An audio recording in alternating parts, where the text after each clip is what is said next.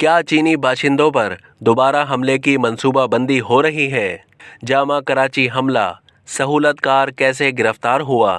حکومت کی طرف سے قانون نافذ کرنے والے اداروں کو ایک مراسلہ جاری کیا گیا ہے جس میں خدشہ ظاہر کیا گیا کہ کراچی میں بلوچ انتہا پسند خودکش بمبار خاتون کے چینی باشندوں پر حملے جیسے خوفناک واقعے کا اعادہ ہو سکتا ہے۔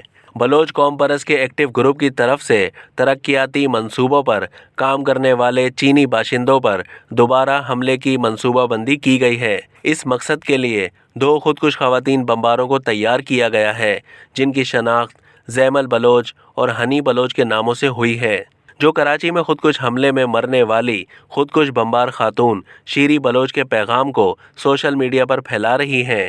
چینی باشندوں سمیت تمام غیر ملکی باشندوں، انجینئروں اور ملازمین کی حفاظت کے لیے تمام ممکنہ اقدامات کیے جائیں۔ اس سلسلے میں سی ٹی ڈی حکام کو بھی خصوصی ذمہ داریاں سونپی گئی ہیں۔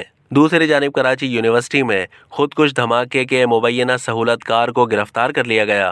مشتبہ شخص کو سی ٹی ڈی نے موبائل فون کے لنک کی وجہ سے گرفتار کیا۔ ملزم بی ایل اے اور بی ایل ایف کراچی کا کمانڈر ہے اور کراچی یونیورسٹی میں چینی اساتذہ پر خودکش حملے کا ماسٹر مائنڈ ہے۔ اب تک کے لیے اتنا ہی۔ مزید معلومات کے لیے ڈیلی جنگ کے یوٹیوب چینل کو سبسکرائب کیجیے اور فیس بک کے پیج کو بھی لائک کیجیے۔